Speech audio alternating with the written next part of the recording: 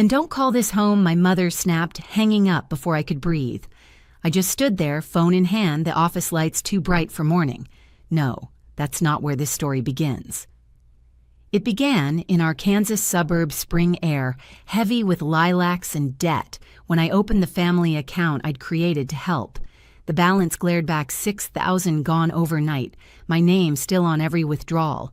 Something in me went still colder than the numbers staring back. I didn't argue. I just clicked close account. And that was the moment everything began to unravel. I grew up in a house that looked peaceful. From the street, white shutters, a small porch wind chimes my mother hung every spring. People in our neighborhood used to say the Violas were a tight family. They didn't see the cracks from the inside. I was 17 when my sister Sienna was born, already halfway out the door working late shifts at a grocery store just to afford community college textbooks. My parents called me the responsible one, but it never felt like a compliment. It meant you'll manage on your own while everything I earned disappeared into their plans for her. Back then, I still believed love meant sacrifice. My mom, Linda, had a way of talking that made guilt sound like affection. "Your sister deserves better than what we gave you," she'd say while adjusting Sienna's little tiara at her 3rd birthday party. The same week she told me there wasn't money for my prom dress. My dad, Paul, never looked up from his plate when she said things like that. He'd just clear his throat, murmur. "You know your mother means well." I learned early not to ask twice. Our house always smelled like lemon cleaner and tension. My mother's heels clicking down the hallway were the warning bell for arguments. My father hid in the garage pretending to fix the same lawnmower for years. And me, I kept my head down, chased scholarships, kept track of every penny like my life depended on it, because it did. By 25, I'd moved to Kansas City, working my way through small marketing firms until I landed a director role. No one helped me. Every dollar was mine. I used to think that was strength. Still, some part of me wanted to be invited back home without being asked for money. I'd send checks on birthdays, wire small amounts for emergencies. It made me feel like I belonged again, even if I knew it was transactional. "You're so generous," my mother would gush on speakerphone, her voice all sugar, but I could hear the sound of Sienna's laughter in the background, the same laugh from years ago when she opened boxes of gifts I could never have. I told myself it didn't bother me, but it did. Sienna grew up like a princess in a story I wasn't written into. Designer clothes before she turned 15, weekend trips with friends while my parents juggled overdue bills. "She's young," Mom always said. "Let her enjoy life."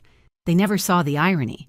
Every time I visited, the house was cleaner, shinier, emptier. New furniture, same credit card debt.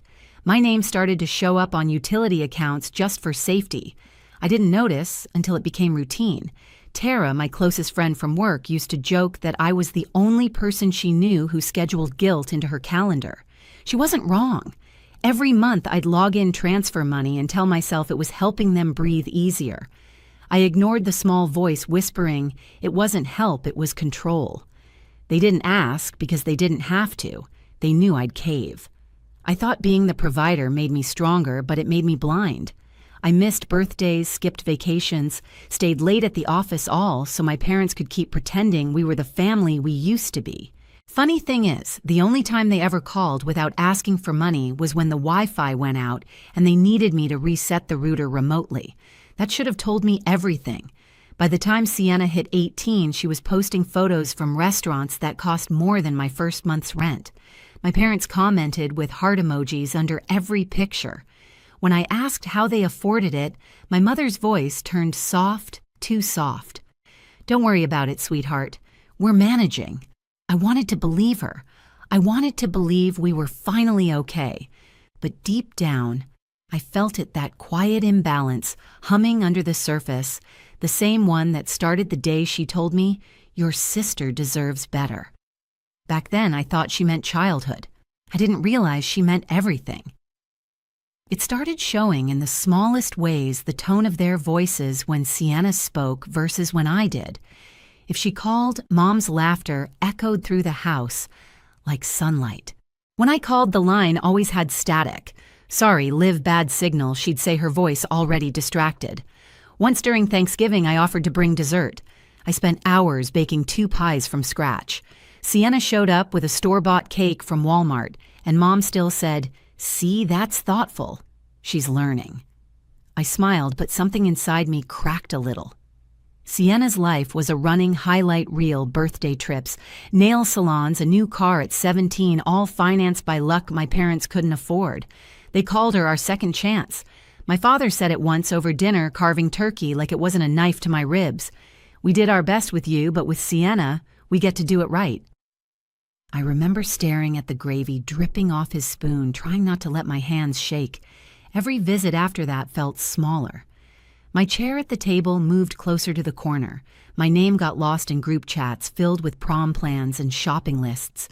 Still, I kept sending money to fix the roof to catch up on utilities. It became habit like brushing my teeth. The more I gave, the less they called me. At work, people called me composed, reliable, the one who never cracked under pressure. If only they knew how I'd sit in my car after family dinners, forehead against the steering wheel, replaying every offhand remark. "Sienna's just a kid. You don't have to worry about us. You always had it easier. Easier. I built every inch of my life from scratch while they were building her a pedestal." Then came the year my mom started hinting at college plans for Sienna. "We might need a little help with tuition," she said one Sunday, stirring sugar into her coffee like it wasn't manipulation. I nodded because that's what I'd always done. But later that night, scrolling through Instagram, I saw Sienna's new post front row seats at a concert, a luxury handbag hanging from her wrist. My thumb hovered over the screen. The caption read, "Hard work pays off." I laughed out loud, but it didn't sound like laughter. The next week, she texted, "You're the reason I can dream big." I almost believed her until I noticed Mom had sent her $500 from our family account. My money. I wanted to confront them, but every time I imagined Mom's disappointed sigh, I backed down. That sigh was her sharpest weapon. It could cut through resolve faster than words. Sienna started calling me corporate. Olivia, half teasing, half mocking. "You probably wear a blazer to sleep," she said once, giggling. I pretended it didn't sting. She didn't know that same blazer was the only armor I had left the symbol of every night I'd stayed late, every chance I'd earned. She never had to earn anything. Still, I kept showing up. Every holiday, every crisis. I brought groceries when their fridge broke. I paid the car insurance when Dad forgot. And every time I walked through that front door, Mom would hug me with one arm, the other already reaching for my wallet. I told myself that was family. But somewhere deep down, I knew it was debt collection disguised as love. I kept thinking, maybe if I gave enough, they'd finally see me. Maybe they'd say thank you or just, "We're proud of you." But the truth, they didn't want a daughter who stood on her own. They wanted an account that never ran out. And the day I realized that, the air around me changed. The laughter at that dinner table started sounding like something else, like a countdown I couldn't yet hear. It was a Tuesday morning quiet, except for the buzz of my phone sliding across the desk. A text from Sienna lit up the screen like a siren.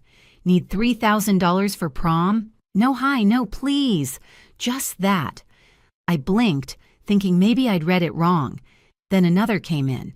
"Send it today. I already told everyone I'd have the dress." My stomach dropped. I typed back, "Work for it, Sienna. I'm not your bank," she called immediately. Her voice hit my ear like nails on glass. "You're unbelievable. It's one night. Why can't you just help me for once, for once?" The words burned. I stared out the office window, Kansas City skyline bright and cold, and said quietly, "Because you need to learn." The line went dead. Minutes later, Mom texted, "If you don't help your sister, don't call this home." My chest tightened so hard I forgot to breathe. A second text followed from Dad. "You've forgotten where you came from." I just sat there, frozen. The hum of the fluorescent lights felt deafening. I could almost smell the lemon cleaner from their house, that same mix of guilt and control. By lunch, I still hadn't moved. My inbox overflowed coworkers passing by with coffee and small talk, and I just kept staring at that message thread. "Don't call this home." 4 words that erased 36 years. Then the email hit large transaction alert. $6,000 withdrawn from the family account. My name on the top line. My signature on the creation form. My money gone. I clicked into the statement, heart thudding. There it was, withdrawal after withdrawal, months of them. Some to department stores, some to event planners, one even labeled Sienna's Prom Dreams LLC. My vision blurred. I called my mother, my voice calm but cracking at the edges. Did you take money from the account Silence? Then cool as ever. We used it for family needs. You wouldn't understand. I bit my lip until I tasted metal. Family needs, I whispered. Or Sienna's wants. She sighed that same theatrical sigh that had ended every argument since I was a kid. You've always been selfish, Olivia. You think success makes you better than us. The line clicked off. Just like that. I didn't throw my phone. I didn't cry. I opened a blank document and began listing every transfer, every date, every excuse. My hands shook, but my breathing slowed. I was done explaining myself. That night, Tara met me at her office. You sure you want to know, she asked, typing my login. I nodded. The screen filled with years of transactions. Over $120,000 gone. Credit cards, car payments, vacations, boutique purchases. I felt my pulse in my throat. Tara looked up, her voice steady. They've been using your money to live like nothing's wrong. Something inside me went silent. Not broken, just finished. The kind of silence that comes before thunder. I stared at the monitor until my reflection blurred into the numbers. The next morning, I sat alone at my desk. Sunlight hit the glass wall too bright to look at. I opened the bank app, scrolled to joint family account, and pressed close account. One tap, one breath, one clean break. No texts, no explanations, just the hollow ping confirming it was done. For the first time, the quiet didn't scare me. It felt like oxygen. And somewhere deep down, I knew that silence would be louder than any revenge speech I could ever give. The morning after I closed the account, everything looked sharper. The coffee tasted stronger, the city noise clearer. It was strange how peace could feel like adrenaline. My phone lit up, every hour calls from Mom, Dad, Sienna. But I didn't answer. I watched each name flash, then fade. By noon, I'd blocked all three. No announcement, no speech, just quiet. At work, I threw myself into projects I'd been putting off. New campaigns, late nights, clean numbers on a spreadsheet that actually balanced. For once, the only debts I managed were professional ones. Tara stopped by my office one evening, leaning against the doorframe. "You okay?" she asked. I nodded. Better than I've ever been. And I meant it, because I was finally free of the constant buzzing guilt in my chest. But freedom didn't come cheap. The guilt still knocked sometimes in the silence before sleep or when I passed a family having dinner through a restaurant window. I'd remind myself love isn't measured in wire transfers. Still, part of me ached for what I thought we had. That's when I started therapy. Every Thursday at 6 p.m., I'd sit across from Dr. Hayes, learning that boundaries aren't walls. They're doors you choose who to let in. By spring, I'd paid off my own student loans and opened a new savings account, one with only my name on it. I bought a small condo downtown with wide windows and light that poured in like forgiveness.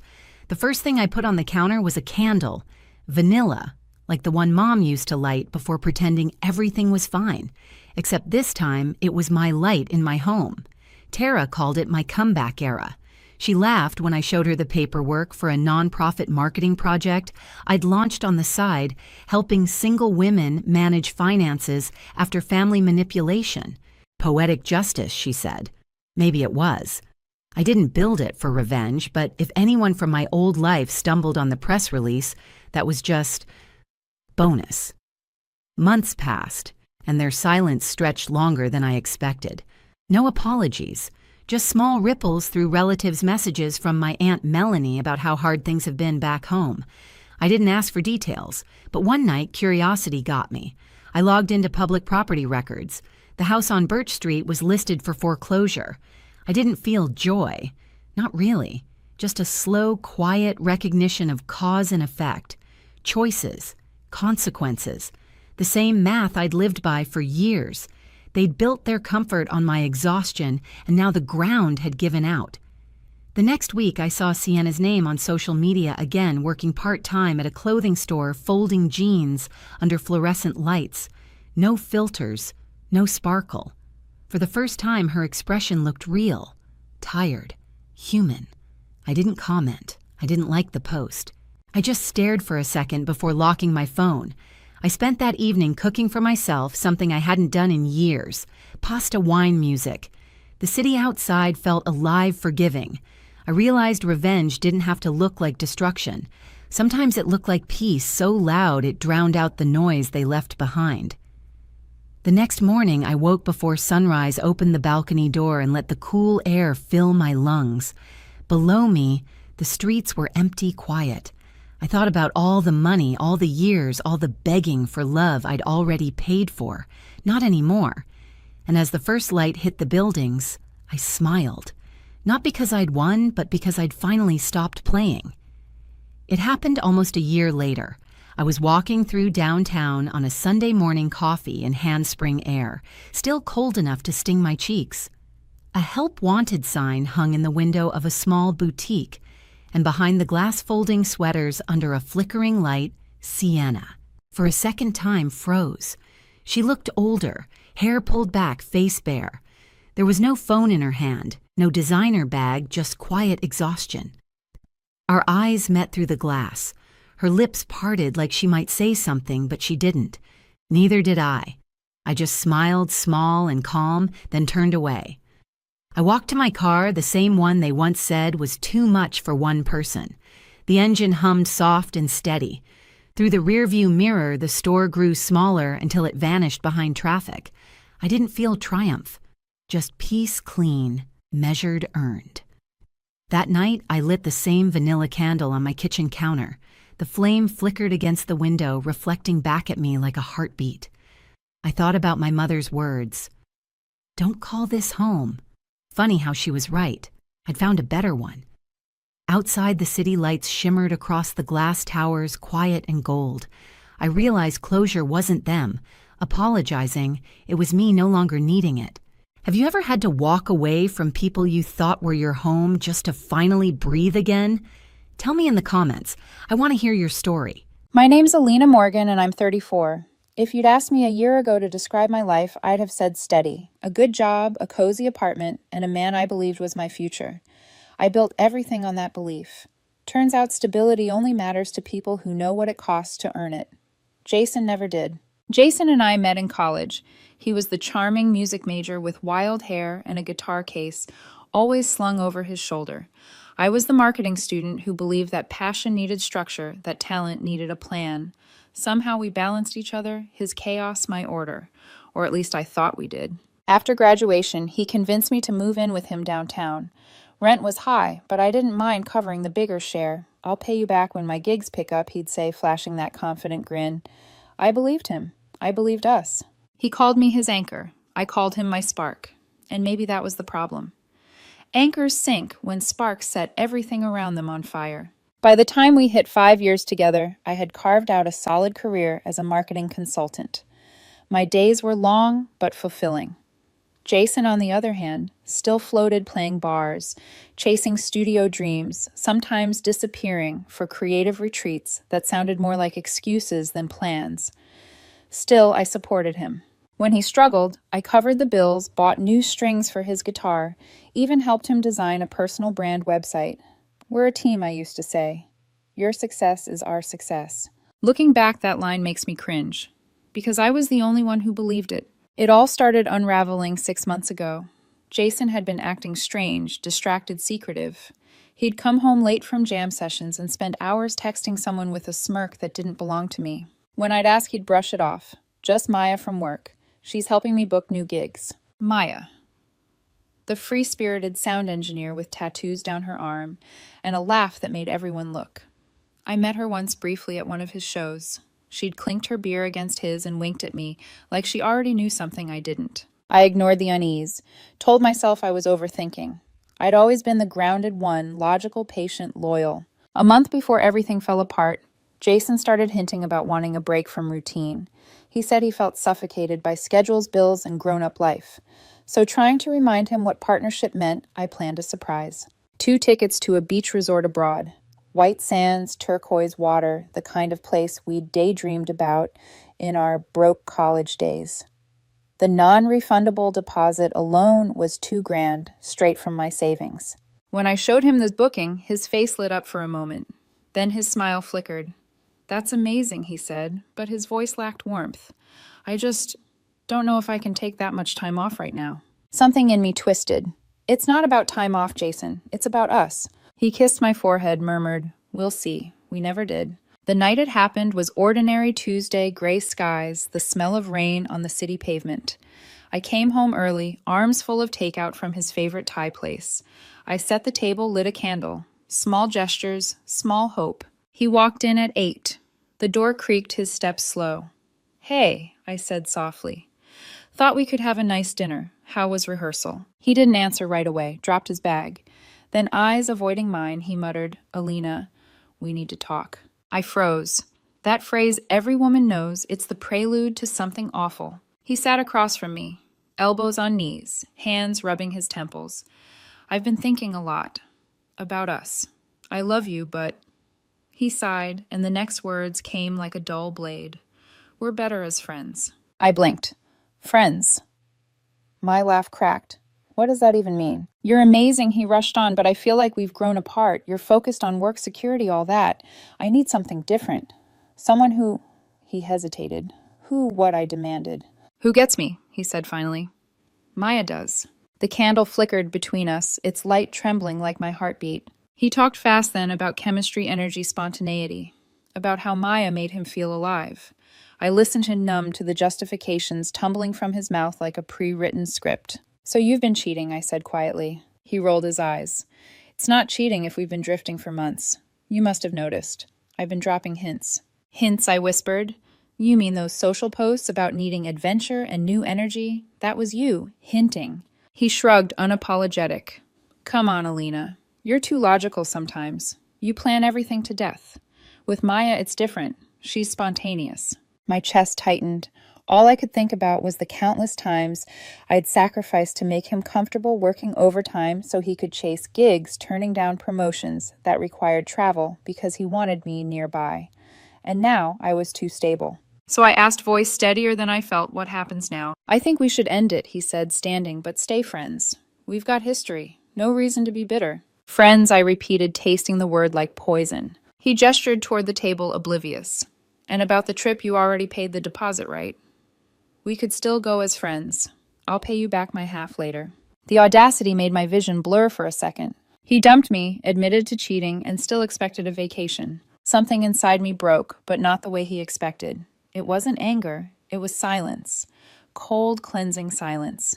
"If that's how you feel," I said, standing slowly, "then, okay." He looked startled. "That's it? No fight? No tears?" I grabbed my keys. "You wanted excitement, Jason. This is me choosing peace." He scoffed. "See, that's what I mean. No passion. You're too calm." I paused at the doorway. "No, Jason. I'm just done bleeding for someone who calls it art." I left him standing there, the candle still flickering, the food untouched. That night, I drove through rain-soaked streets until the city lights blurred. I crashed at Michelle's place, staring at her ceiling until dawn. My 5-year relationship had ended with a shrug and an invoice for a vacation I'd never take. But beneath the heartbreak, a strange calm settled. Not relief, something sharper. A whisper inside me saying, "Wait, just wait." Because sometimes life doesn't need you to seek revenge. It just needs you to get out of the way and let karma drive. The first week after the breakup was quiet. Too quiet. Not the kind of silence that heals, but the kind that hums in your ears, reminding you that everything familiar has been ripped away. I was staying at my best friend Michelle's apartment, curled up on her sofa, watching city lights flicker through the blinds. She didn't press for details, just placed a blanket over me and said softly, "You don't owe him your sadness forever." Her words didn't stick that night. Not yet. Grief takes time to translate. The first few mornings, I woke up half expecting Jason's text, "Good morning, Alina," or "Can you grab coffee on your way home?" Nothing came. Instead, I saw him online posting photos with Maya. Sunlit cafes, studio jam sessions, hashtags like #NewChapter, and #Ride with the Wild Ones. The same captions we once used. My hands would tighten around my phone, but I refused to comment, refused to react. He wanted attention, validation. I gave him silence. Still, every time I scrolled past one of those posts, my chest ached, like someone pressing a bruise that hadn't healed yet. One night, Michelle found me staring at my phone again. "Block him," she said firmly. I shook my head. "No, I want to see him crumble." She sighed. "Then you're still giving him space in your head. You're still his audience." She was right. The next morning, I blocked him on everything. Instagram, Facebook, even Spotify, where he'd uploaded those songs I once helped him promote. Deleting them felt like amputating memories. But once the silence hit, it was freeing. To fill the emptiness, I threw myself into work. Marketing was the one place where control still existed. Campaigns made sense. Numbers told the truth. People didn't. Colleagues noticed the shift. "Alina, you're on fire lately," my boss said during a Monday meeting. "What's changed?" I smiled faintly. Guess I stopped burning out for the wrong things. At lunch, I started eating alone in the park, journaling every emotion I couldn't say aloud. The pages filled fast: anger, confusion, guilt, disbelief. By the third week, I noticed something. The words were no longer about Jason. They were about me. How I'd lost my voice in that relationship. How I'd mistaken stability for love. How I'd traded my dreams for his. That realization stung harder than the breakup itself. By the fourth week, Jason's absence stopped feeling like an open wound and started feeling like empty space I could finally breathe in. I reconnected with things I'd let go of: photography, reading, late-night walks. I joined a weekend hiking group, something Jason always said was too boring. It wasn't. It was peaceful. I remember one moment clearly, standing on a ridge at sunrise, watching golden light spill across the valley. For the first time in years, my mind was quiet. Not because I didn't care anymore, but because I finally cared about myself again. Then, one afternoon, as I was leaving work, my phone buzzed. A number I didn't recognize. Jason. "Hey, Alina. Hope you're good. Just wondering, did you cancel the beach trip? Would be a shame to waste it. Maybe we could still go as friends." I stared at the message, the audacity of it almost surreal. No apology, no accountability, just entitlement wrapped in casual charm. I typed one word back, "no," then I blocked the number. For a brief second, guilt flickered. What if he was genuinely trying? What if I was being cold? But then I remembered the candlelight dinner, his smirk when he said, "Maya gets me." Guilt turned to clarity. 2 days later, another message came, this time from an unknown contact on Instagram. "Maya and I are taking a break. She's complicated. Hope you're okay. Maybe we could talk sometime." It took me 10 seconds to delete it. 10 seconds to realize Jason hadn't changed. He'd just run out of people willing to tolerate him. Meanwhile, life began rewarding my peace. My team landed a big client, and my proposal was chosen as lead concept. I started running again each morning, tracing the same path I used to take to Jason's apartment. But now it led nowhere familiar, and that felt good. Michelle and I went out more: movies, weekend brunches, laughter that didn't feel forced. At one point, she raised her glass and said, "You're glowing, Alina. It's like you finally remembered who you are." I smiled. Maybe I never forgot. I just stopped defending it. But just when I thought the storm had passed, the universe tested me. A voicemail popped up one evening. Jason's mother. "Alina, dear, it's Mrs. Reed. Jason told me what happened. You two were such a lovely couple. Don't throw away all those years over one mistake. Be the bigger person. He's struggling. He needs someone to believe in him." I stood there in my kitchen, the message playing out in that tone mothers use when they want to sound kind, but are really commanding. Once I might have called back. This time I deleted it. Because believing in someone who breaks you isn't kindness, it's surrender. Days turned to weeks. The silence, once heavy, became a shield. Then one morning, Michelle looked up from her phone, eyes wide. "You're not going to like this," she said. "Jason just posted a story. Something about needing help with rent and missing real friends who cared." I didn't look, didn't want to, but deep down I smiled. Not out of spite, but peace.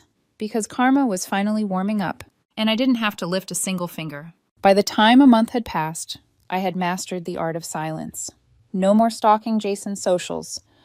No more wondering who he was with. No more dissecting his choices in my head at 2 a.m. He was simply gone. A chapter I'd decided not to reread. But people who live on attention don't go quietly. They always come back when the silence gets too loud. It started on a Thursday. I was finishing a client presentation when my phone buzzed an unfamiliar number again. "Jason.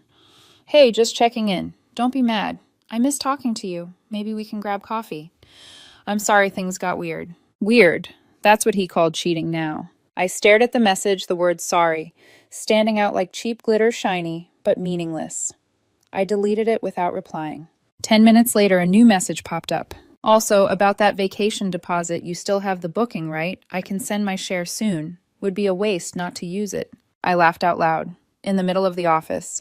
People glanced over and I muttered spam message before turning back to my screen. It wasn't spam, it was the universe testing my boundaries. And this time I passed. That weekend, Michelle and I went to brunch. Sunlight poured through the cafe windows, the scent of coffee and buttered croissants wrapping around us like comfort. You look lighter, she said, stirring her latte. So no, Jason updates. Blocked again, I replied. He's consistent, just not in the way he thinks. We laughed, but I could tell she was proud of me. Then, as if summoned by irony, my phone buzzed again. Voicemail. Unknown number. I put it on speaker. Alina, dear, it's Karen, Jason's mom. We're all worried about him. He's been down lately, lost his job at the bar. I know you two had something special. Don't throw it away over one little mistake. Be the bigger person. Michelle choked on her drink. Did she just say one little mistake? I pressed delete. Yep, the classic family guilt trip. Almost nostalgic. By week 6, Jason's facade had started to crumble publicly. Mutual friends, people I hadn't heard from since the breakup, started messaging me privately. Hey, heard things aren't great with Jason. He's been couch surfing. Maya bailed on him. He's been ranting about fake people and betrayal on Facebook. It's kind of messy. Messy was putting it lightly. His posts were a mix of pity and arrogance quotes about outgrowing people who hold you back, sandwiched between song links no one liked. The irony wasn't lost on me. The man who said I was too structured couldn't handle life without structure. Then came the unexpected. A text from Tina, one of Jason's closest friends, who'd always looked at me like I was the villain in his free spirit story. Tina. Hey, Jason's not doing well. Maybe you could talk to him. He regrets a lot. He even mentioned the trip. Said you're being cold. I typed back before I could stop myself. Me cold or just done being a doormat? Blocked her immediately after sending it. Michelle laughed so hard she nearly spilled her mimosa. Finally, the savage era. But inside I wasn't angry, just tired. Tired of how easily people excused men like Jason. Tired of how responsibility always circled back to the woman who walked away. A week later, he showed up in person. I should have known it was coming, the text the family calls the pity posts. The escalation was textbook. It was a rainy Monday. I'd just wrapped a long meeting and was stepping out of the office lobby when I saw him. Leaning by the glass doors, drenched from the drizzle, clutching a worn guitar case. His hair was longer. Eyes, dull clothes, rumpled. Alina, he said softly, stepping forward. Please, just a minute. I froze for half a second, then sighed.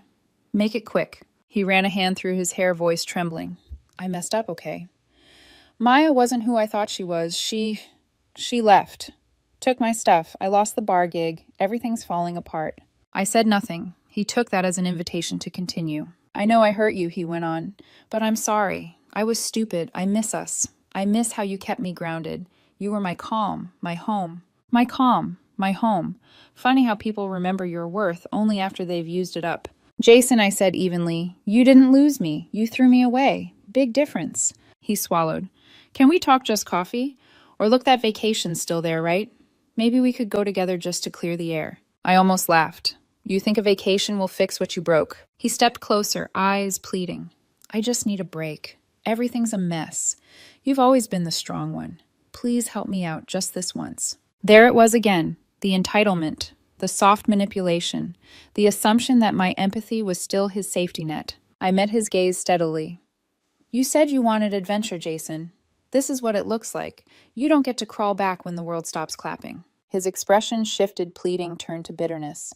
You're really heartless now, huh? I thought you were better than this. No, I said quietly. I finally am better than this. Then I turned and walked away. He didn't follow. Maybe he couldn't. Maybe he finally understood that my silence wasn't punishment, it was closure. That night, as I poured myself tea by the window, I replayed the encounter in my mind. The desperation in his eyes, the rain soaking through his clothes.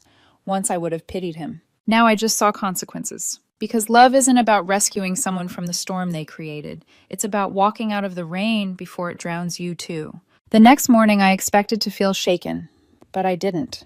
There was no heartbreak left, just a strange, quiet certainty that I had finally closed the last door. Still, Jason wasn't done. Men like him rarely accept endings they didn't orchestrate. By midweek, my office receptionist called up to say someone was asking for me in the lobby again. Tall guy, guitar case, kind of desperate vibe, she said apologetically. I didn't even have to guess. Tell him I'm in a meeting, I replied, heart steady. But when I stepped out for lunch later there, he was waiting by the elevators, looking worse than before. Rain-soaked again like the universe had a sense of poetic justice. Alina, please, he said, rushing forward. Just 5 minutes. I sighed. Jason, you're crossing a line showing up here. What do you want? He rubbed the back of his neck, his voice wavering between pride and panic. I don't have anyone else to talk to. Maya's gone. I tried to apologize, but you won't even give me a chance. You already had 5 years' worth of chances, I replied. He flinched, then tried a smile that didn't reach his eyes. Okay, I deserve that, but maybe you could just help me get through this rough patch. Not as lovers, just as friends. You always said you cared. I tilted my head. Friends don't cheat. They don't lie either. He groaned softly. Come on, Alina. You're really going to let one mistake erase everything we had? One mistake. My voice rose slightly. Jason, you didn't trip into betrayal. You planned it. You lied, humiliated me, and then tried to use my savings for a vacation with your affair partner. That's not a mistake. That's character. For a moment, his mask slipped. His jaw clenched. You think you're perfect, huh? Always in control. Always calm. That's why we didn't work. You don't know how to feel. I did feel, I said quietly. I just stopped showing it when you started taking advantage of it. He stared at me in eyes flashing with frustration and something darker resentment at losing the control he'd once had. Fine, he snapped. Forget it. But you'll regret this. I was the best thing that ever happened to you. I smiled, small, sad, and utterly free. No, Jason. You were just the loudest lesson.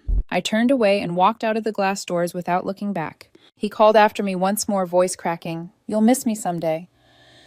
The echo of it bounced off the marble walls and vanished. The truth was, I already had missed him. But not the real him. I'd missed the illusion I built around him, the version I wanted to believe existed. And illusions don't deserve tears. A few days later, word spread through our circle. Apparently after our encounter, Jason had gone drinking and started ranting in a bar about how fake women destroy good men. Someone filmed it. It got around. The comments were brutal. Even his friends stopped defending him. Tina, the one who used to lecture me about being too cold, sent a short message. You were right about him. Sorry I didn't see it sooner. I didn't reply. I didn't need to. Meanwhile, my own life quietly bloomed. Work recognized my recent project as the best performing campaign of the quarter. My boss pulled me aside, saying, You've changed. More focus, more fire. Whatever you're doing, keep doing it. Funny thing, peace looks like fire to people who are used to chaos. Then, one Friday night, as I was leaving the office, my phone buzzed again. Another voicemail. Jason's voice, raw, this time shaky. Alina, please. I don't know who else to call. Maya's gone for good. I can't pay rent. I'm trying to sell my guitar. I need help. I'm sorry. Okay. You were right about everything. Please just talk to me. I stood there under the fluorescent lights of the empty lobby phone pressed to my ear. A part of me wanted to feel sorry for him. The old me would have rushed in with empathy, tried to fix things. But that part of me was gone, burned away by his betrayal, replaced by quiet self-respect. So I didn't delete the voicemail right away. I kept it for perspective, for those nights when loneliness might whisper lies, trying to convince me that comfort is worth compromise. Because that message was proof that I had made the right choice. 2 weeks later, Karma delivered her encore. Michelle sent me a screenshot. Jason had posted a desperate GoFundMe link online, trying to get back on my feet. Tough year, but still chasing dreams. The comments beneath it were ruthless. Even his old bandmates chimed in with passive-aggressive sympathy. And buried among them, one stood out. Maybe treat people better next time. The world remembers. I didn't know who wrote it, but I smiled. Not out of spite, just peace. Because I didn't have to punish him. The universe already knew how. That night I took out my suitcase, the one meant for that dream vacation. I'd already paid for the trip and I wasn't about to waste it. This time I was going alone. As I folded my clothes, the rain began to fall outside again. But instead of sadness, I felt something else, a quiet thrill. Because maybe letting go isn't the end of the story. Maybe it's just the scene where you finally start living for yourself. The flight was early. Dawn barely touched the horizon when I wheeled my suitcase through the quiet airport terminal, the scent of coffee mixed with jet fuel. A year ago, I'd imagined standing here with Jason, laughing, holding hands, excited for the same trip. Now I stood alone, and somehow it felt right. People assume healing is dramatic, a big cry, a sudden revelation. But it's not. It's slow. It's mundane. It's waking up one morning and realizing you no longer care if the person who broke you is happy or not. That realization had come weeks ago. And what filled its space wasn't anger or bitterness. It was peace. A quiet, unshakable kind of peace that didn't need validation. Still, life has a twisted sense of humor. Because just when I thought my chapter with Jason had finally closed, Karma decided to write the perfect epilogue. 2 months after that last voicemail, things had shifted beautifully. My solo trip had been exactly what I needed. I hiked, red-napped, under palm trees and let the ocean wash away years of compromise. When I came back, the office felt different, lighter, warmer, or maybe I was. I'd started seeing someone new too. Ethan, a teacher I met at a networking event, the kind of man who didn't need to be the loudest in the room to be noticed. He listened when I spoke, laughed at my sarcasm, and never once tried to dim me to feel brighter. Our relationship grew slowly, no grand gestures, no chaos, just consistency. It felt real. When I told him about the vacation that was still partly unused, he grinned. "You should go," he said. "Use it for something that makes you happy." I smiled. "How about we both go?" And that's how we ended up at the same airport a few months later, boarding passes in hand, ready for a trip that finally belonged to me. We were standing in line for check-in when a familiar voice sliced through the air. Alina. I turned. Jason. He looked nothing like the man I once loved. The shine was gone. Clothes wrinkled, eyes sunken. The guitar case replaced by a beat-up backpack. He froze when he saw Ethan beside me, fingers laced with mine. "Jason," I said calmly, "you look different." He let out a hollow laugh. "Guess life's been teaching me lessons lately." Then, after a pause, "Can we talk?" "Just for a minute." Ethan glanced at me, and I nodded slightly. It was fine. Jason pulled me aside near the terminal windows. He started fast words tumbling out like he'd rehearsed them. "I know I don't deserve your time. I messed up. Maya left for some guy in LA. My music career's gone. I've been doing odd jobs. I had to move back in with my mom." He ran a hand through his hair, voice cracking. "You were right about everything. I was stupid. You tried to build a life, and I mocked you for it. I didn't see what I had until it was gone." For a fleeting second, I almost pitied him. But then I remembered every night I'd cried alone while he was out chasing inspiration. Every time he called me boring for wanting stability. "I'm sorry, Jason," I said softly, "but you can't rebuild what you burned to the ground." He stepped closer. "Please. Just one more chance. Let me prove I've changed. I can't lose you again." "You already did," I replied. His gaze flicked to Ethan, then back to me. "So that's him, the replacement." I held his stare. "No, he's the upgrade." His face twisted. "Wow. Guess you moved on quick." I smiled faintly. It's easy to move on when you're not dragging guilt around. By then, a few people nearby had begun whispering, recognizing him from his old music days. He noticed and tried to salvage his pride. "You'll regret this," he muttered. "You'll see what it's like when your perfect guy gets boring, too." I tilted my head. "If stability is boring, I'll take it over chaos any day." He laughed bitterly. "You're cold, Alina. Always were." "No," I said, stepping back. "I'm finally warm enough to stop setting myself on fire to keep others comfortable." And with that, I turned to Ethan, who had been watching quietly, his expression steady. "Ready?" I asked. He nodded. More than ready. As we walked toward the gate, Jason called out one last time. "You'll miss me someday." Without turning, I said I already did. Once was enough. On the plane, Ethan squeezed my hand. "You okay?" I smiled. "Better than okay." He grinned. "Good. Because you just closed that chapter like a pro." I looked out the window as the plane began to ascend. Clouds opened beneath us, soft and endless. Later at the resort, as we watched the sunset paint the ocean gold, Ethan said, "You ever think about karma?" I laughed quietly. "Sometimes. But I don't chase it anymore. I just trust it to do its job." He leaned closer. "And what's its job?" I watched the waves roll in the air, warm against my skin. To remind people like Jason, I said that losing me wasn't bad luck, it was their lesson. He smiled. "And your lesson?" "That love shouldn't feel like survival," I whispered. "It should feel like peace." The ocean shimmered endless and forgiving, and for the first time in years, I felt the same. Final narration, closing voiceover style. Kindness isn't weakness. It's quiet strength, disguised as calm. And silence isn't surrender. It's just letting karma do the talking. I used to think closure came from apology, but it doesn't. It comes from peace and from learning that the best revenge is living well. Hi, everyone. My name's Alyssa Stone. I'm 31. And this is the story of how I learned that silence can be the loudest answer you ever give. It started with a single sentence that cracked open 5 years of my life. She's just my gym buddy, Alyssa. If you can't handle that, you know where the door is. At that moment, I didn't shout, didn't cry. I just looked at him, at David Miller, the man I thought I'd spend my future with, and realized he was serious. But to understand how we got there, I need to rewind. David and I met when I was 26 at a friend's barbecue. He was all energy and confidence, the kind of person who made you feel like you were in motion even when you were standing still. He worked in marketing, charming, ambitious, always selling something even if it was just his next idea. I was quiet, or a software developer who preferred order and patterns over chaos. We clicked easily. He'd tease me about my routines, meal prepping, hiking on weekends, setting monthly savings goals.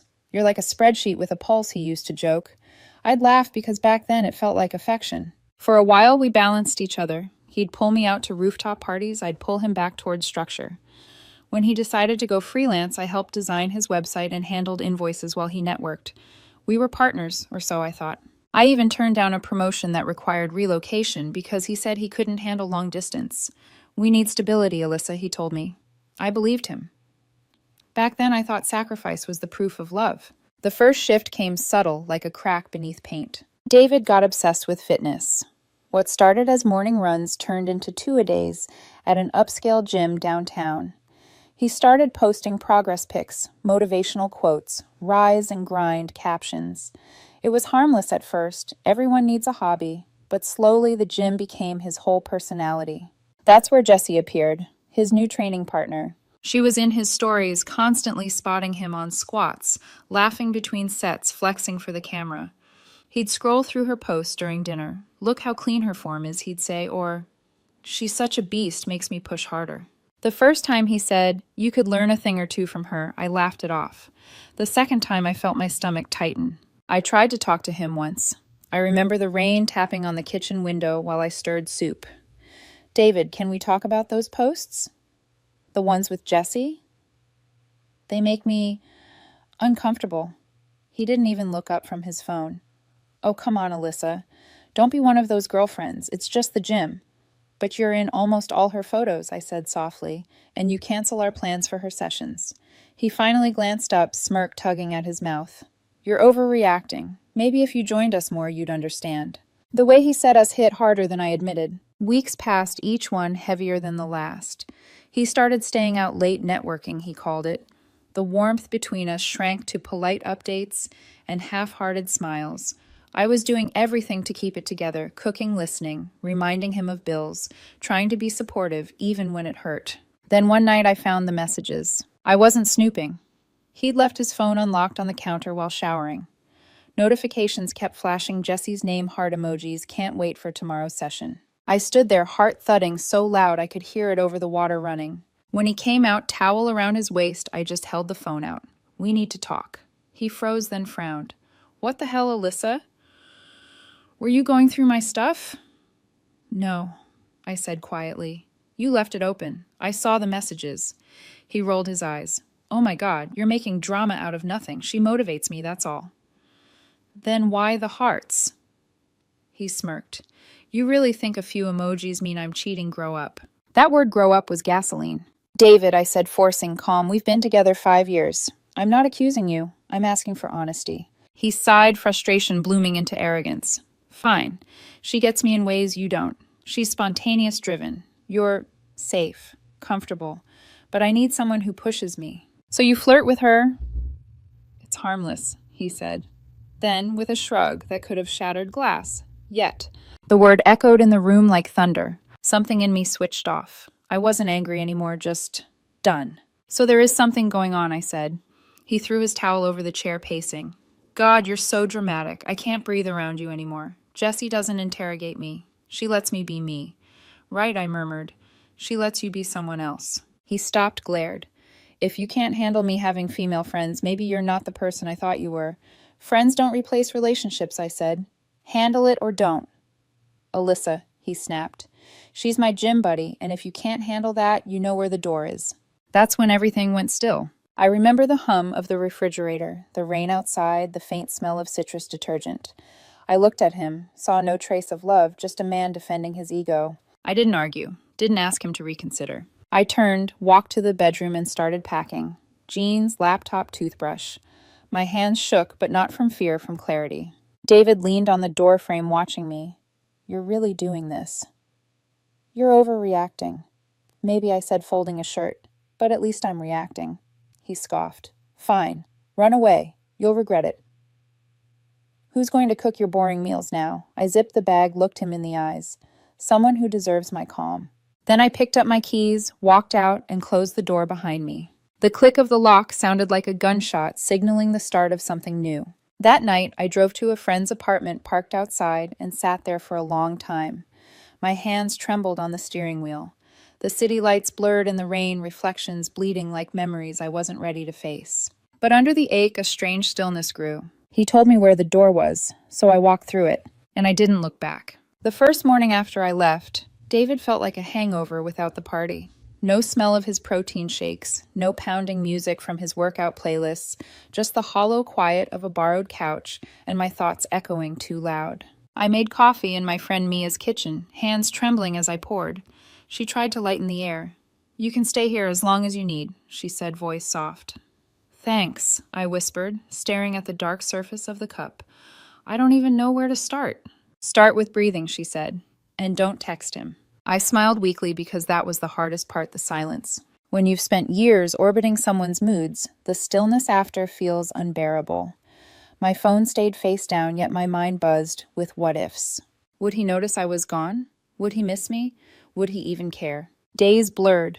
I went to work, but even my code looked wrong. Lines of logic breaking under distraction. Nights were worse. I'd lie awake replaying his words like bad dialogue. She gets me in ways you don't. Was that true? Had I been too steady, too boring, too predictable? Therapy became my anchor. Mia recommended someone, Dr. Patel, a woman with calm eyes and a notebook filled with silence. He accused you of smothering him, she said during our second session. What do you think that really meant? I thought about the years I'd cooked for him, supported his freelance dreams, covered bills, when clients ghosted. Maybe I made life too easy for him, I murmured. Or maybe she said gently, he confused being cared for with being controlled. That sentence cracked something open. I moved into a small one-bedroom apartment near the park, a place that smelled faintly of paint and possibility. The walls were bare, the air empty, but it was mine. The first night there, I sat cross-legged on the floor, eating takeout, listening to the hum of the fridge. No background noise, no footsteps, no passive-aggressive sighs. It was quiet, painfully quiet, but it was also peaceful. I cried that night, not because I missed him, but because I was finally allowed to. Work became my refuge. I poured myself into projects, accepted extra assignments, stayed late, just to avoid going home too early. My manager noticed. You're on fire lately, she said. I smiled, not mentioning that the fire came from burning bridges. I rejoined a hiking club I'd quit years ago. The first climb back up that mountain trail almost broke me, lungs, burning thighs, aching. But halfway up, a breeze brushed my face and something loosened inside me. For years, I'd bent myself into a smaller shape to fit David's world. Now, every step up that mountain felt like unfolding. When I reached the top, I took a deep breath and whispered into the wind, "This is mine now." Months slipped by. 3, then 4. Every day, the silence felt less like punishment and more like protection. I went to the gym again, not the fancy one downtown, just a small local place where no one flexed for cameras. I started lifting weights not to impress anyone, but to feel strong in my own body again. Ironically, I began to understand what David used to chase, not attention, but control. The difference was, I didn't need an audience for mine. I lost a little weight, gained a little confidence. My therapist called it reclaiming agency. I just called it breathing again. Sometimes, though, the past slipped through the cracks. A song we used to play in the car, the smell of citrus detergent like the one I used that last night, little ghosts that visited when I least expected them. But each time they came, they stayed shorter. Then one evening, after a long coding sprint, I got a message from Donald, a mutual friend I hadn't talked to since the breakup. "Hey Alyssa," it read. "Not sure if you've heard, but David's been going through it." I stared at the screen, pulse steady but curious, going through what I typed. He hesitated before replying. "It's kind of messy. His new girl, the gym one, Jessie. Let's just say that perfect couple vibe didn't last. He's not doing great." I didn't respond right away. I set my phone down, exhaled, and let the words sink in. A few months ago, that message would have been gasoline on an open wound. Now it was quiet. I made tea, sat by the window, and watched the streetlights flicker against the rain. Somewhere out there, the man who told me to find the door was finally facing one himself. And for the first time, I didn't feel the need to knock. I journaled that night, not out of spite, but clarity. He said I was too calm, too safe. But safety isn't boring, it's peace. He just didn't know how to live in it. The next morning, I woke up lighter. I made coffee, packed my bag, and caught my reflection in the mirror, dark circles, fading eyes, steadier. The silence that once scared me had become my favorite sound. And though I didn't know it yet, that silence was about to be interrupted. Because when you finally stop chasing what broke you, that's when it tries to come back. It was a Sunday afternoon when Donald called again. His tone carried that careful mix of gossip and concern. "Hey, Alyssa, I don't know if you want to hear this, but David's kind of unraveling." I hesitated, fingers tightening around my mug. "Unraveling how?" He sighed. "Jessie dumped him. Apparently things got ugly. Controlling behavior, fights at the gym. You name it." I didn't say anything for a long time. Just listened to the faint hum of his car on the other end of the line. "Thought you should know," Donald added. "He's been asking around about you too. Says he misses your stability." That word again. Stability. The same one he used to mock me with. "Thanks, Donald," I said quietly. But that chapter's closed. When I hung up, I didn't feel triumph. Not even anger. Just a quiet confirmation that I'd made the right choice. Over the next few weeks, snippets about David filtered through mutual friends like echoes in a tunnel. Jessie, the gym buddy. He'd practically worshipped, turned out to be as obsessive as he was. She'd push him harder, demanding new content, longer hours, bigger transformations. It wasn't love. It was competition, wrapped in flirtation. And David, always craving validation, fed right into it until it broke him. Their arguments spilled onto social media, deleted posts, vague captions, cryptic stories about fake people, and toxic energy. At first, I scrolled past them without emotion. But one night, curiosity tugged harder. I clicked on one of his old videos. His smile looked different now, strained, almost hollow.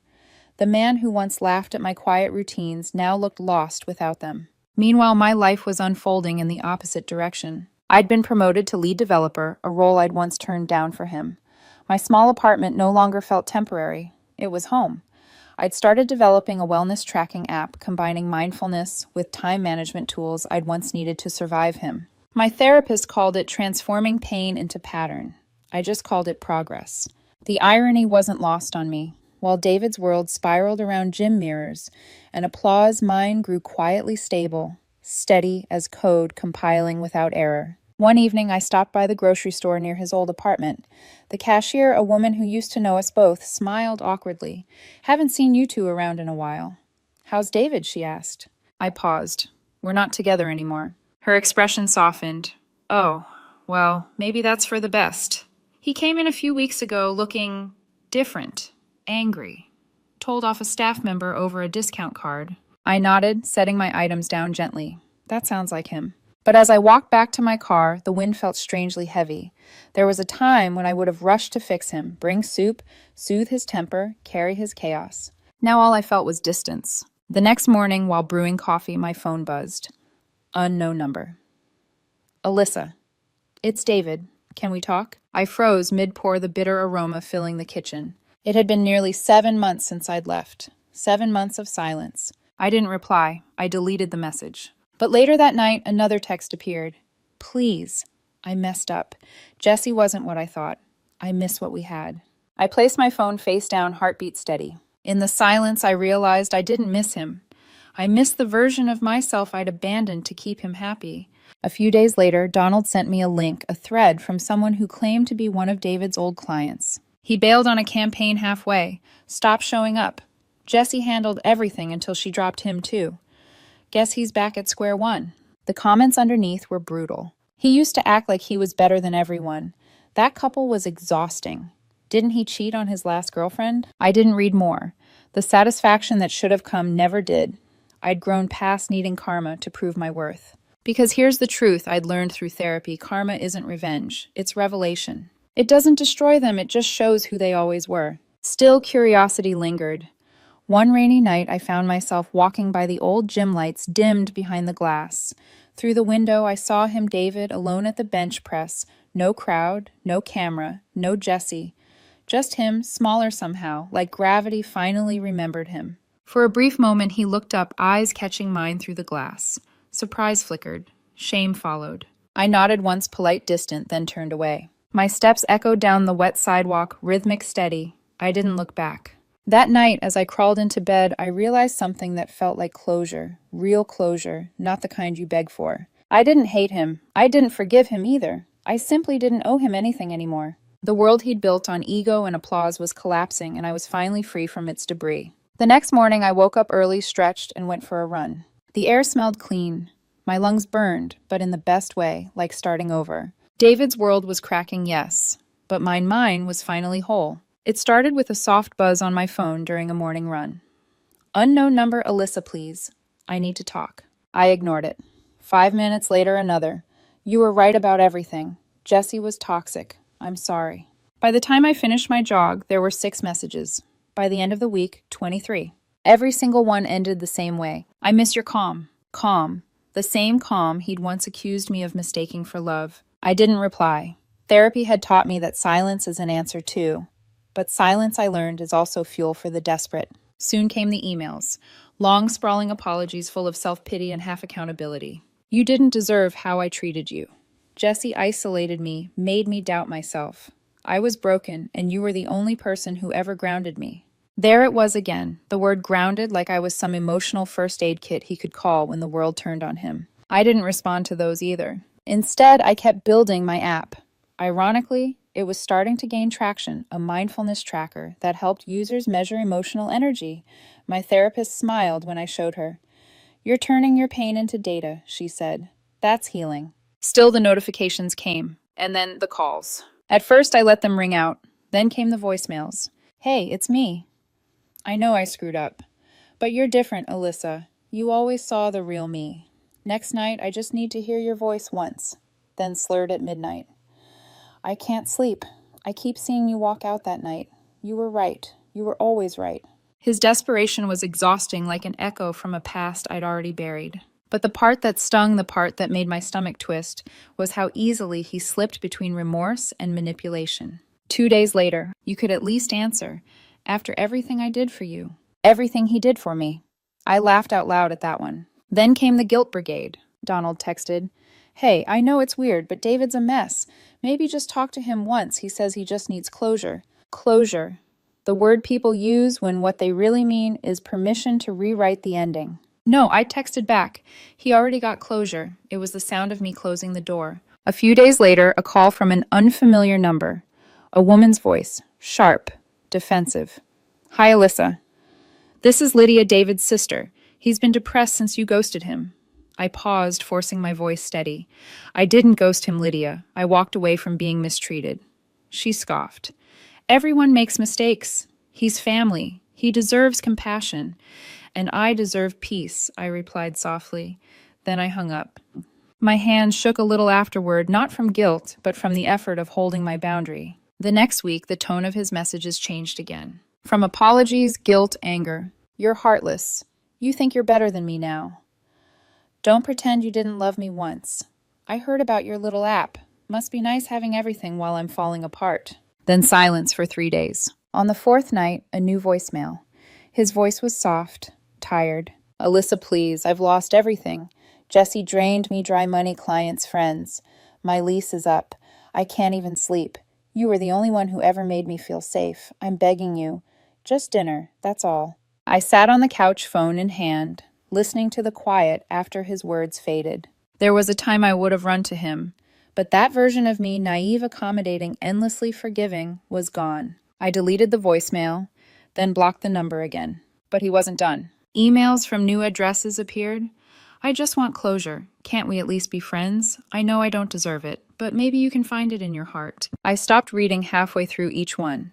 I'd learned that empathy for the wrong person is self-harm in disguise. Still, it wore me down. Nights of anxiety crept back that old fear of being cornered by guilt. At our next session, Dr. Patel said, "You don't owe anyone access just because they regret losing you." "I know," I said quietly, "but it's hard not to look like the villain when everyone sees him falling apart." She smiled faintly. "Sometimes protecting your peace does make you the villain in someone else's story. That's okay. You're not living in their book anymore." Her words sat with me for days. Then came Mike's birthday party, a mutual friend, rooftop bar. I'd promised to show up weeks ago before the chaos started. Part of me wanted to skip it to avoid the social whispers, the awkward, "How have you been?" But another part of me, the part that had learned to stand tall again, wanted to go. I picked a simple black dress, nothing loud, nothing attention-seeking, just confidence stitched in fabric. I even brought Marcus, a friendly colleague who'd helped with my app launch. Nothing romantic, but solid company. The city lights glittered as we stepped out onto the rooftop. Music, laughter, the scent of champagne.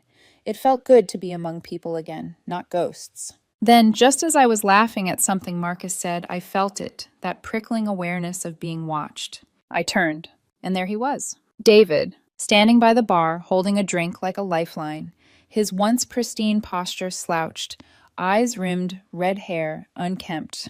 He looked like someone who'd lost a fight with life with himself. Our eyes met, he froze, then started walking toward me. The noise around us faded. I inhaled slowly, steadying myself, because I already knew what was coming. And this time I wouldn't flinch. The moment David started walking toward me, the rooftop suddenly felt smaller, like the air itself held its breath. Music pulsed in the background, laughter, carried from one side of the terrace, but around us, it was just noise. He looked thinner eyes, glassy with the sheen of too many sleepless nights. "Alyssa," he said, voice low, trembling between guilt and need. "Thank God you're here." God. I didn't move. David. Even saying his name felt foreign now, like recalling a language I'd forgotten how to speak. He took a step closer. "Please, can we talk privately?" "Just 5 minutes. That's all I'm asking." I could feel Marcus glance at me, ready to intervene if needed. But I shook my head gently. "It's fine," I murmured to him. Then to David, "Say what you need to say. Here's as good a place as any." His jaw tightened. "You really want to do this in public? I'm not the one who came here uninvited." That drew a few curious looks from nearby guests. He noticed, flinched, then lowered his voice. "I know I hurt you," he started. "I was stupid. Jessie. She wasn't what I thought. She controlled me, isolated me, made me feel worthless. But you were my peace, Alyssa, my constant. I didn't see it until it was gone." His words fell like a script rehearsed too many times. I'd read every version of it already in texts, in voicemails, in his desperate midnight calls. I didn't interrupt, I just let him talk because sometimes silence is the sharpest response. He swallowed hard, voice cracking. "I lost everything. My job, my place. I'm staying with a friend now. I can't sleep, can't focus. I think about you all the time. I know I don't deserve another chance, but..." I raised my hand, gently stopping him. "You're right, you don't." He blinked, startled. "Alyssa, please." "I'm trying to make things right, David," I said quietly. "The night I walked out, you told me exactly where the door was. I didn't slam it. I didn't shout. I just walked through it. And on the other side, I found myself again." He stared at me, confusion flashing into anger. "So that's it. You're just done." "I was done the minute you laughed while I was breaking," I said. But I didn't know it yet. His voice rose, slightly trembling with humiliation. "You think you're better than me now? With your fancy new job, your perfect little life?" I smiled faintly. "No, I just stopped confusing chaos with love." Around us, the party went quiet, not completely, but enough. Conversations softened, eyes flicked toward us. The tension was thick enough to taste. Marcus stepped slightly closer, a subtle wall of reassurance at my side. That small gesture, unspoken, respectful, was everything David had never understood. David's tone shifted, desperate again. "You don't understand what I've been through. Jessie destroyed me. I need someone who knows the real me." "You mean someone who will absorb the fallout," I said evenly. "Someone who will carry the weight of your self-inflicted chaos. That's not love, David. That's dependence." He looked stricken, but still reached out, fingers trembling. I need a chance to prove I've changed." I stepped back. His hand fell between us, like something heavy and broken. "You're still chasing validation," I said softly. "Only now you're calling it redemption." He laughed bitterly. "You think walking away makes you noble? You think ignoring me makes you healed? You're cold, Alyssa. Heartless." I let the words hang, let him believe they could sting. But they didn't. Not anymore. "Maybe," I said finally, "but I'd rather be heartless than endlessly forgiving to someone who never learned how to stay." He stared at me, lost for words. Then his voice cracked one last time. "You'll regret this." I smiled, a calm, quiet smile that carried years of restraint. I already did. Once. Then I turned facing Marcus, who was watching silently protective, but never possessive, ready to grab another drink. "Always," he said, offering me a small grin. As we walked away, I felt the murmur of whispers ripple behind us. David's figure blurred in my periphery, just another story fading into the city skyline. Later, as the night wound down, I stood at the railing, watching the lights shimmer across the rooftops. The air was cool, carrying that faint smell of rain on metal. For the first time in years, I felt light. No residual ache, no lingering doubt, just peace. I thought back to that night months ago, the sound of the door clicking shut behind me, the rain, the hum of the refrigerator. It wasn't the end of something, it was the beginning of me. David's world had been built on noise, validation, applause, endless movement. Mine had been built on silence, and in that silence, I'd found truth. I took a deep breath, closing my eyes. "Sometimes walking away isn't revenge," I whispered to myself. "It's redemption." Then I turned toward the laughter, the music, the life still unfolding ahead of me. And this time I didn't look back.